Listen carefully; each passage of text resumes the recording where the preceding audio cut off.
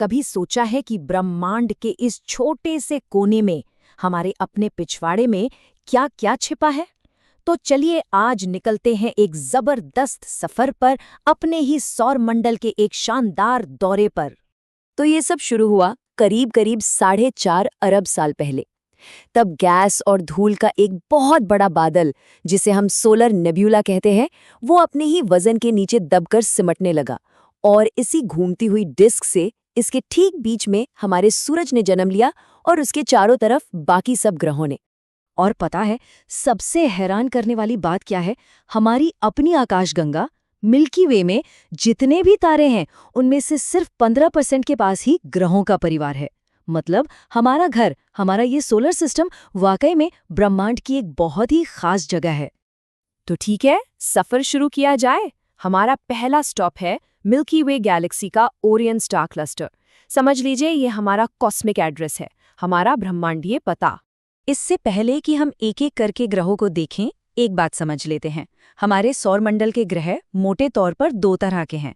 एक होते हैं टेरेस्ट्रियल या स्थलीय ग्रह, जो चट्टान और पत्थर से बने हैं, छोटे हैं जैसे हमारी पृथ्वी। और दूसरे हैं जोवियन ग्रह, जो गैस के बहुत बड़े बड़े गोले हैं। ये सिर्फ साइज में ही अलग नहीं है, बल्कि ये किस चीज से बने हैं और इनके कितने चांद हैं, सब कुछ बिल्कुल अलग है। तो चलिए अपने सफर के पहले हिस्से पर चलते हैं। हम सूरज के सबसे करीब के 4 चट्टानी और घने ग्रहों को एक्सप्लोर करेंगे। और हमारा पहला पड़ाव है मर्क्यूरी यानी बुध। ये हमारे सौरमंडल का सबसे छोटा ग्रह है।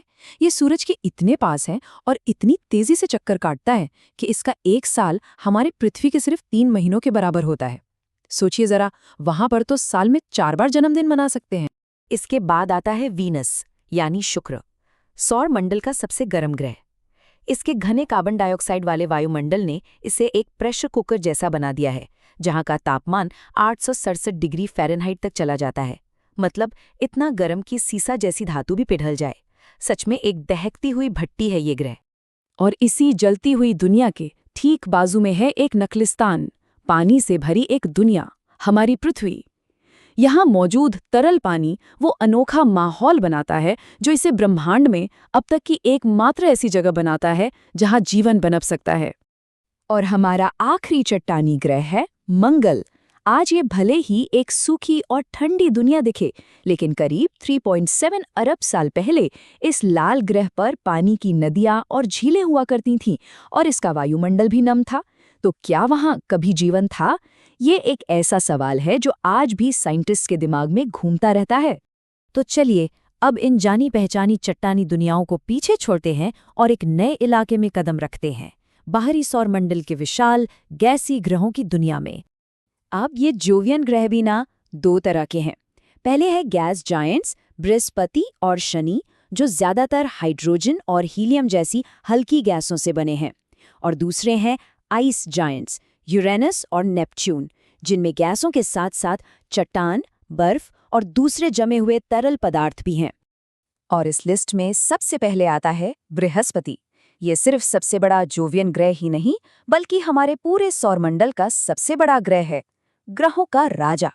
अगर इसके साइज का अंदाजा लगाना हो तो बस ये सोचिए, बृहस्पति इतना बड़ा है कि हमारी पृथ्वी जैसी 1300 से भी ज्यादा दुनिया इसके अंदर समा सकती हैं। बृहस्पति के ठीक पड़ोस में है सौरमंडल का दूसरा सबसे बड़ा ग्रह शनि, और ये मशहूर है अपने शानदार और रहस्यमय छल्लों के लिए। ये छल्ले इतने ज्यादा फैले हुए हैं कि अगर उन्हें बिछाया जाए तो वो पृथ्वी और चांद के बीच की पूरी दूरी को आराम से भर सकते हैं। पर मजे की बात तो ये है कि इतनी जबरदस्त चौड़ाई होने के बावजूद ये छल्ले मुश्किल से 1 किलोमीटर मोटे हैं। हाँ, सही सुना। ये बिल्कुल कागज की एक विशाल पतली सी शीट की तरह है जो अंतरिक्ष में तैर रही है। शनि के बाद आते हैं आइस जायंट्स, और उनमें पहला है यूरेनस। अब ये ग्रह सौरमंडल का सबसे अतरंगी ग्रह है। जहां बाकी सारे ग्रह एक लट्टू की तरह सीधे घूमते हैं, वहीं यूरेनस एक लुढ़कती हुई गेंद की तरह अपनी साइड पर लेटे लेटे घूमता है। और हमारे ग्रहों के दौरे का आखिरी स्टॉप है नेपच्यून। यह सौरमंडल का सबसे बाहरी ग्रह है और यहाँ का मौसम बहुत ही ज्यादा खतरनाक है।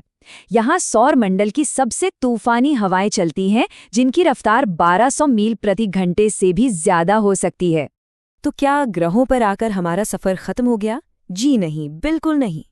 अब हम उन चीजों को देखने जा रहे हैं जो हमारे सौर मंडल के बनने के बाद पीछे छूट गईं। कह सकते हैं कि ये उसके कंस्ट्रक्शन साइट का बचा हुआ मलबा है। यहाँ पर हमें मलबे के 2 बड़े इलाके मिलते हैं। अंदर के ग्रहों की ठीक बात है चट्टानी एस्ट्रॉयड बेल्ट, और फिर बहुत दूर नेपच्यून के भी पार है बर्फीला काइपर बेल्ट, जो प्लूटो जैसे बौने ग्रहों का घर है। तो अब हम पहुंच गए हैं अपने सफर के एकदम आखिर में, उस जगह पर जहां हमारे सूरज की हुकूमत खत्म होती है।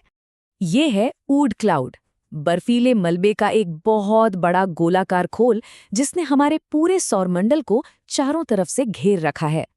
ये इतना विशाल है कि रोशनी को भी इसे पार करने में 1 साल से ज्यादा लग जाएगा। असल में यही हमारे सौरमंडल की असली बाउंड्री है। शुक्र की दहकती गर्मी से लेकर नेपच्यून की बर्फीली हवाओं तक, चट्टानी एस्ट्रॉइड से लेकर विशाल ऊर्ट क्लाउड तक, हमारा सौरमंडल सच में अजूबों से भरा है। ग्रहों और बाकी चीजों का ये जो अनोखा कॉम्बिनेशन है, वो एक जीवन देने वाले तारे के चारों ओर घूम रहा है, और यही बात इसे घर कहने के लिए एक बहुत खास जगह बनाती है। और जब हम अपने इस अविश्वसनीय घर के बारे में सोचते हैं तो मन में ये ख्याल भी आता है कि वहाँ बाहर और क्या-क्या होगा। अब जब हम 500 से ज़्यादा दूसरे सौर मंडलों के बारे में जान चुके हैं, तो सोचकर देखिए उन दूसरी दुनियाओं में और कौन-कौन से रहस्य छिपे होंगे।